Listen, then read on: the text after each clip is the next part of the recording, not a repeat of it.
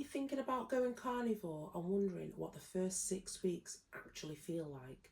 In today's video, I'm going to walk you through what to expect week by week, what challenges you might notice, and some practical tips to help you navigate the transition. So if you are curious about optimizing your sleep, your digestion, your mood and your energy on a meat-only plan, you're in the right place. So let's dive in. Hi, I'm Natalia and welcome to my channel. So what is carnivore?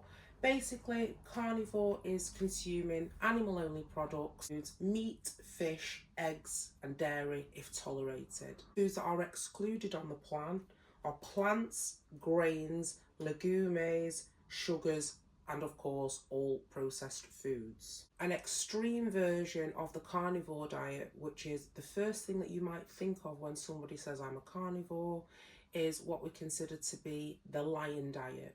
So the lion diet, in very basic terms, is a total elimination diet. It's mainly for people who have got autoimmune disorders or highly restrictive, and they literally just eat beef, salt and water. Pros to this diet are steady energy, reduced appetite and clear mental focus. Now, some of the cons of this diet are adjustments to digestion, nutrient gaps if not planned, and sometimes there is an initial fatigue. And also a lot of people are totally put off by is the social and the lifestyle pressure and them feeling it's unsustainable.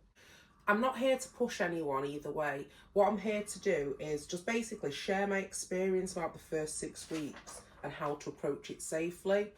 I have been a vegan at one point. I remember physically craving a bloody piece of meat.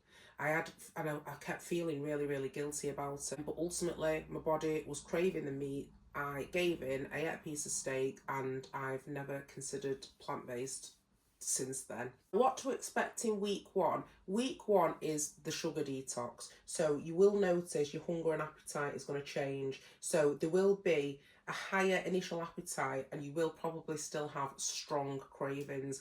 This is ultimately the most difficult time, but what you must understand, if you can get through this first week, it's all positives moving forward. The sugar withdrawal is as your body transitions from the sugar as a fuel source to moving into fat.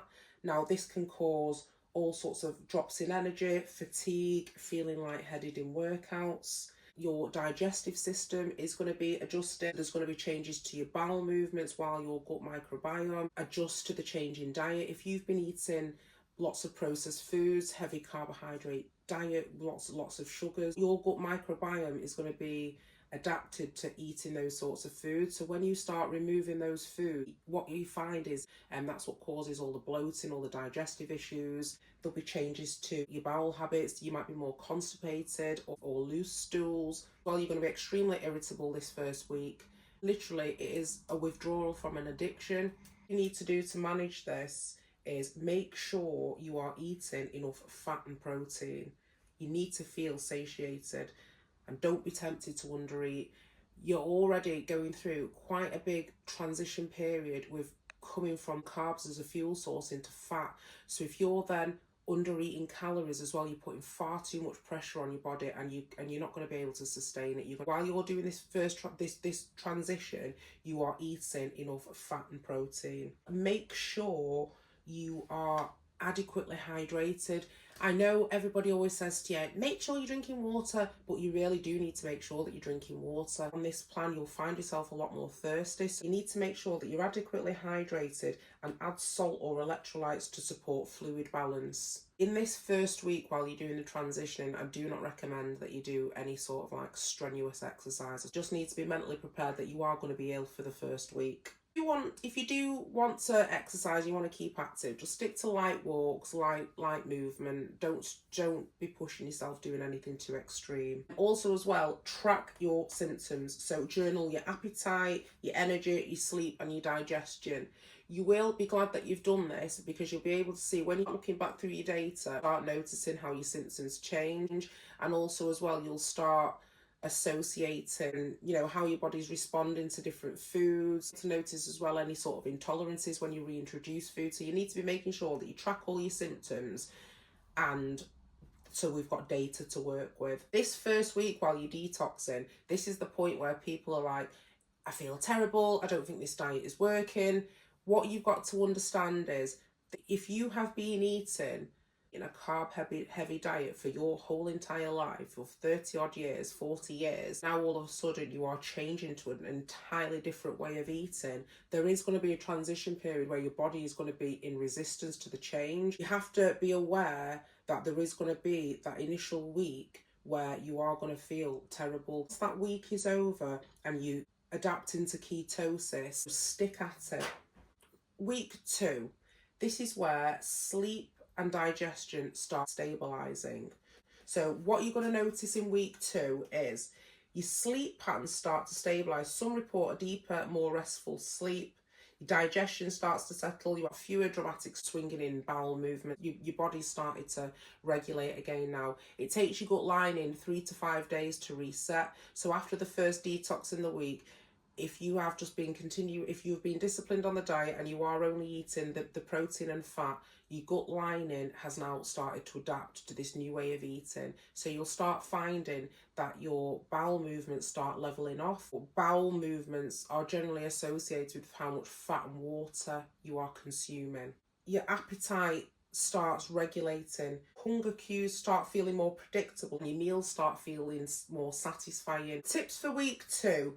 Maintain consistent meal timing. In this first few weeks, we don't want to even be considering doing any sort of fasting. So what you need to be doing is eating regularly. What you find, if you are not used to eating a high meat diet, it will be uncomfortable for you to eat the amount of food that you're going to need to eat. So you have set times of the day that you are going to eat your food.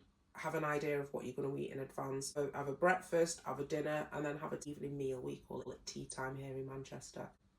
Ensure your electrolytes are balanced, your potassium, your sodium, and your magnesium. So you can buy electrolytes or drink bone broth if you are cramping, but you just need to be aware, if you are buying any sort of electrolytes, check the ingredients, because a lot of these ones that you're buying over the counter have got sugar in them, glucose, maltodextrin. Start noticing your fat and water intake. Now, try smaller meals, and also as well reducing fat if you are still having loose bowel movements. If you're feeling constipated, increase your fat content and increase your hydration levels. So we get to week 3, and this is all about mental clarity and appetite changes. So what you're going to notice in week 3, you've got improved focus and reduced brain fog. That you feel euphoric. Your appetite has evolved as well, so you might even find that your appetite is suppressed. A lot of people feel lighter, more controlled. I definitely notice that a lot of the food noise goes at this point. You're not craving the carbohydrates, you're not craving the cheat meals at this point, and you actually start really, really looking forward to your fatty cut of meat. Your energy's more stable across the day. You've got fewer post-meal crashes. You notice that after you've eaten a meal, your body feels exactly the same, except you're just not hungry. So you don't feel fat, bloated, inflamed, lethargic, none of those feelings. You feel normal. You don't have that feeling after you've eaten food of feeling bloated and not being able to fit in your clothes. Tips for week 3, stay hydrated, monitor your electrolytes. When you are dehydrated, it can mimic a feeling of brain fog or even hunger. So sometimes you're not actually hungry, you are actually dehydrated. Plan your meals around training if you're exercising.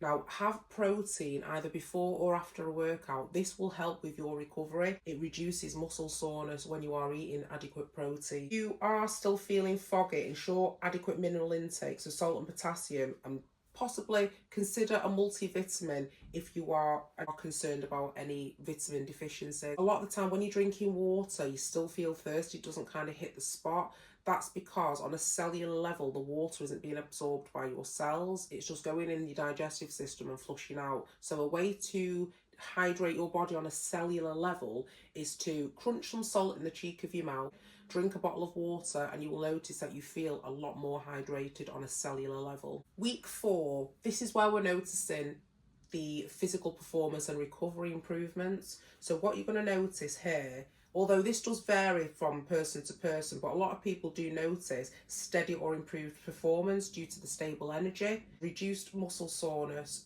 quicker recovery time. I account that too having adequate protein intake. Now, by week 4 as well, you'll have changes to your body composition at this point and water weight shifts. So your body has been spending this time balancing out, adapting to this new plan and recompositioning. So you'll find that, you might have some quite rapid weight loss. For me, I didn't really have much fat to lose in the first place. I had a different set of goals when I started doing this plan. It wasn't fat loss, but you will notice rapid fat loss within this first 4 weeks. You'll also notice your skin texture as well, absolutely glowing.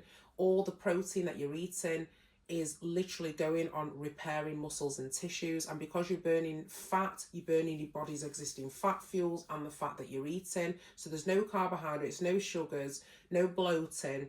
All the protein that you're consuming is literally going on regenerating all your cells in your body, from your skin, your organs, your muscles, your tissues, your cartilage, your bone. Tips for week 4, keep your protein aligned with your activity level. The recommended guidelines are 1.6 to 2.2 grams of protein per kilogram of your body weight if you are active. You can download a calorie tracking app. We're not tracking calories on this, but you do need to be making sure that you are reaching your daily protein goals and your daily calorie target.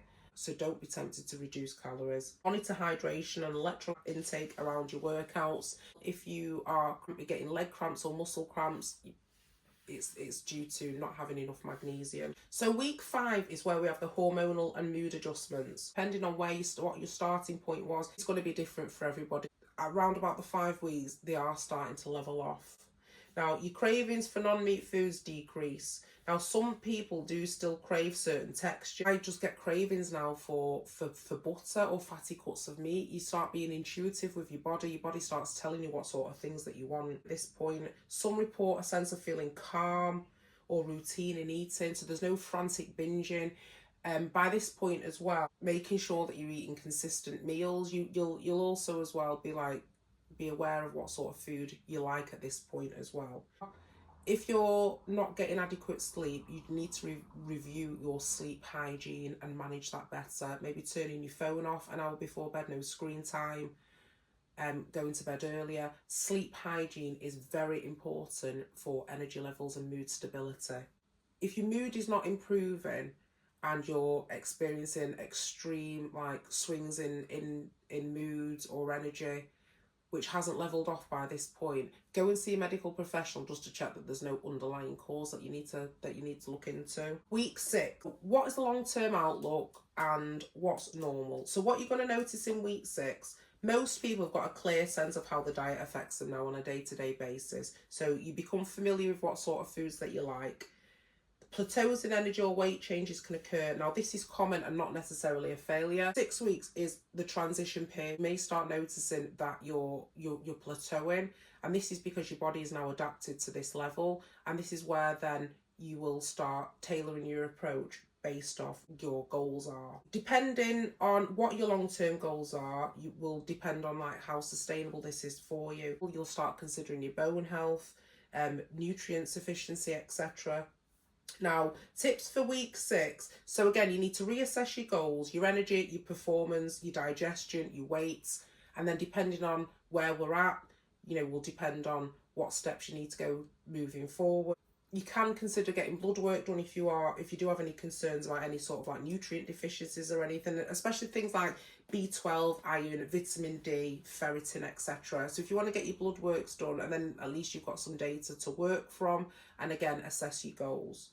So you can plan for variety within this carnivore framework if you can tolerate it well. So you can start introducing different cuts of meat of different animals, introducing organ meats if you want to, if you can stomach them, so things like liver, kidneys, etc. If you have eliminated eggs, you can bring eggs back in. There is a tip as well for people eating eggs or who have intolerance to egg. A lot of the time the intolerance is due to the egg white. It's a protein in the egg white. So make sure that the egg white is thoroughly cooked when you're eating an egg, so no soft boiled eggs. There is a really handy way that you can make scrambled egg, optimizing having the white cooked thoroughly, but also keeping all the nutrients of the yolk intact. I'll do a video about how to make them. Now, a lot of people who are intolerant with dairy can sometimes have more luck with raw dairy. Now, the issue with dairy, and I've said this before, although dairy is an animal product, depending on what your particular goals are will depend on how we navigate dairy. If you are wanting weight loss, I would avoid dairy. It contains a hormone in it called casein, which makes the young mammal want to suckle. So it naturally stimulates you wanting to eat more. So for me, it leads on to binge eating. I can't regulate how much I'm eating with that, so I have to eliminate it completely. But also as well, you just need to be aware, a lot of dairy does have carbohydrates in it, so you need to make sure you are tracking them to make sure, again, that you're keeping your carbohydrates as close to zero as possible. It has to be less than 10, but as close to zero, as 0 grams of carbohydrates as possible. So there are some common pitfalls that people do experience on this diet, and I'll go through now how you can mitigate it. One of the common pitfalls is undereating. Don't calorie restrict on this diet.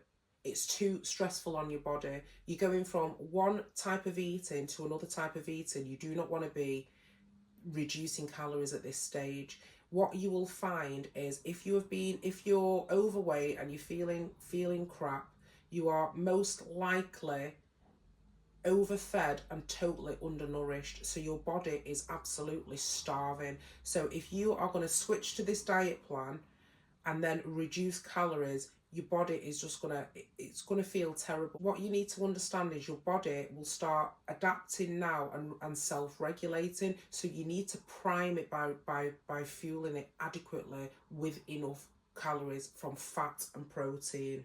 Again, one of the issues that people find is the digestive issues.